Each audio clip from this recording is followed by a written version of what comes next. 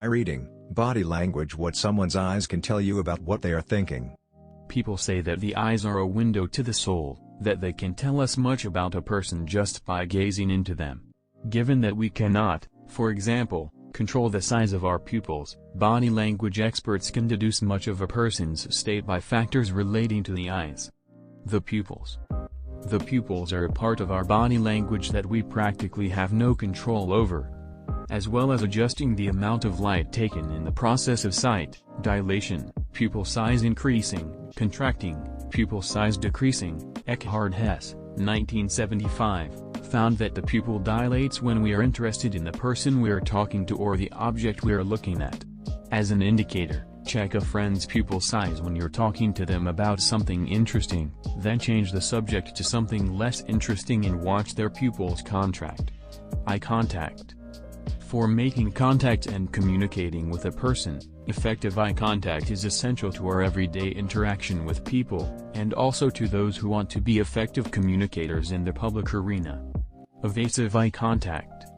Generally in Western societies and many other cultures, eye contact with a person is expected to be regular but not overly persistent.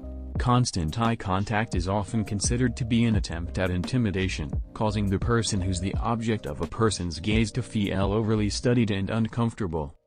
Even between humans and non-humans, persistent eye contact is sometimes unadvisable. The New Zealand Medical Journal reported that one reason so many young children fall victim to attacks by pet dogs is their overpoweringly regular eye contact with pets, which causes them to feel threatened and defensive.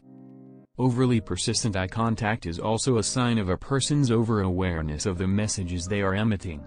In the case of a person who is trying to deceive someone, they may distort their eye contact so that they're not avoiding it, a widely recognized indicator of lying. Evasive eye contact. Why do we avoid looking at a person? It may be because we feel ashamed to be looking at them if we're being dishonest of trying to deceive them. However, Scotland's University of Stirling found that, in a question-and-answer study among children, those who maintained eye contact were less likely to come up with the correct answer to a question than those who looked away to consider their response.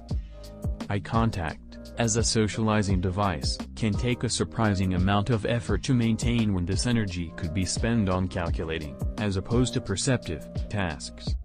Crying. In most cultures around the world, crying is considered to be caused by an extreme experience of emotion. Usually, it's associated with sadness or grief, though often extreme experiences of happiness, and through humor, can cause us to cry.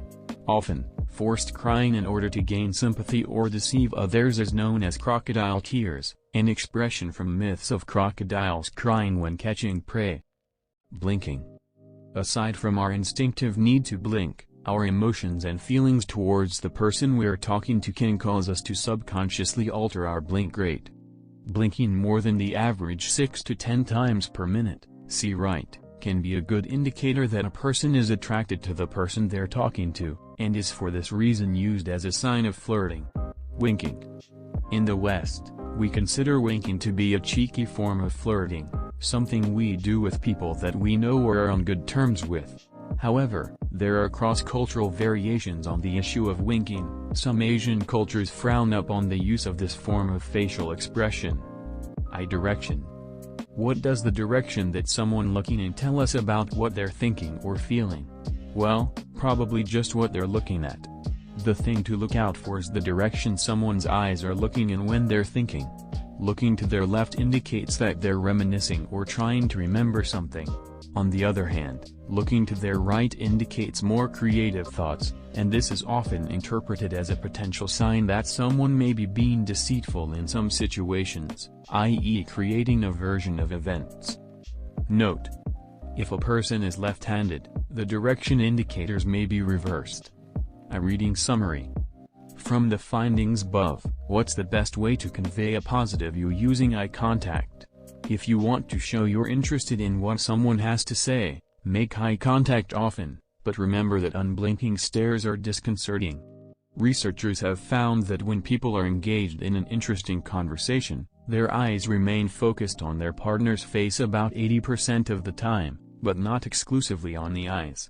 Instead, They focus on the eyes for 2 to 3 minutes, then move down to the nose or lips, then back up to the eyes. Occasionally, they look down to the table momentarily, then back up to the eyes.